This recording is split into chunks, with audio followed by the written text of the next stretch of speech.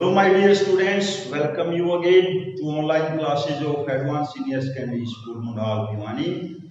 I am Manoj Kumar. Today I am going to teach class 12th Geography, Chapter 5, Part 2, प्राथमिक क्रियाकलाप। हमने कुछ introduction किया था प्राथमिक क्रियाकलाप के अंदर क्या क्या आते हैं पार्ट 1 में, लेकिन आज पार्ट 2 में हम करेंगे इसका प्राथमिक क्रियाकलाप का एक बहुत ही महत्वपूर्ण पार्ट पशुचारण, पैस्टोरलिज्म। पशुचारण पशुचारण बच्चों, पशुओं को चराना।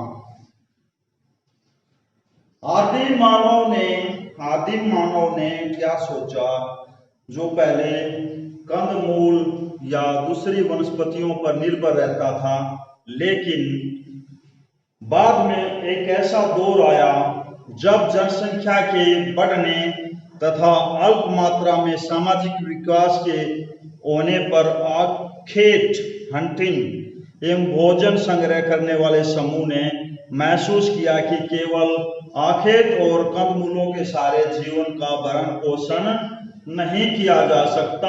तो उसने क्या किया, पशुचारण, पशुओं को चराना शुरू कर दिया और उनसे मांस, ऊन और दूसरी तरह की चीजें प्राप्त करके लाभ कमाना शुरू किया और इस तरह से अपनी आजीविका को उसने बढ़ाया।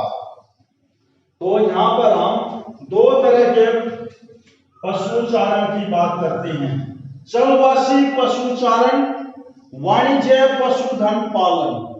दोनों में आप लोड डिफरेंस पाएंगे, लेकिन डिफरेंस पाएंगे आप ही हम पकड़ते हैं फर्स्ट को चलवासी पशुचारण। चलवासी का मतलब है चलते हुए,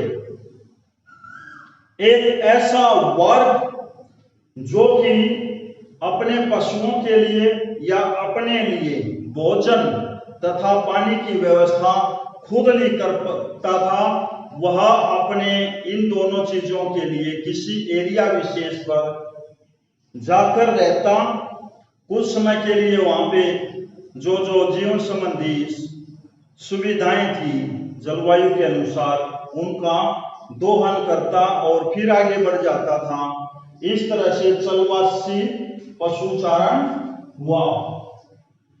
चलते हुए 6 महीने कहीं, 1 साल कहीं, 3 महीने कहीं, जैसे ही ऋतु परिवर्तन हुआ और उस एरिया के अंदर वह आगे बढ़ जाता था। अगर हम अपने देश भारत की बात करें तो शीत ऋतु के अंदर हिमालय पर्वत की तरफ जो भी पशु चराने वाले होते थे वो अपने पशुओं के साथ दक्षिण की तरफ आ जाते थे और गर्मी के मौसम में दक्षिण से वापस नॉर्थ, उत्तर की तरफ चले जाते थे।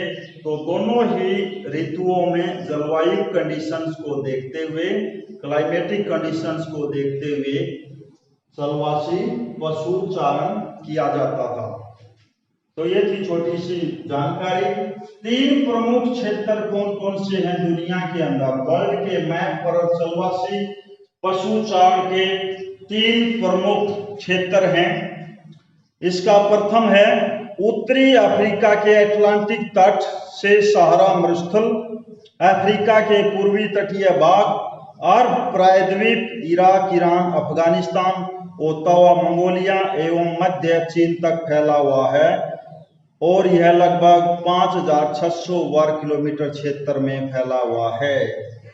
सेकंड है बच्चों, यूरेशिया में टुंड्रा के दक्षिणी सीमांत पर स्थित है, जो पश्चिम में नॉर्वे व स्वीडन से होता हुआ रूस के पूर्वी भाग में स्थित कमचटका प्रायद्वीप तक फैला हुआ है। तीसरा, दक्षिणी गोलार्ध में दक्षिण पश्चिम अफ्रीका तथा मेडागास्कर के पश्चिमी भाग में विस्तृत है।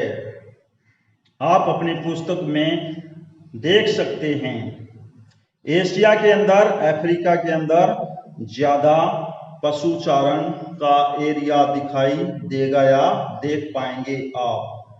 अब बात आती है चलवासी पशु चारण था। जो चलवासी चारण की विशेषताएं क्या थी?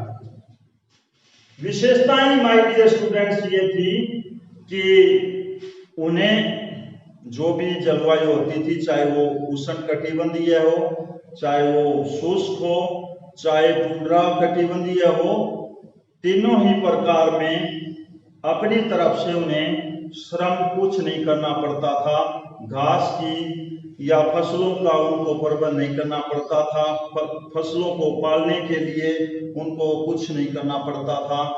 और एक हर पशु जो एरिया बांटे हुए थे उन्होंने कि विशेष एरिया में ये वर्ग रहेगा, इस एरिया में ये रहेगा, और इस तरह से वो घूमते रहते थे एक जगह से दूसरी जगह पे अपने पशुओं को चराने के लिए।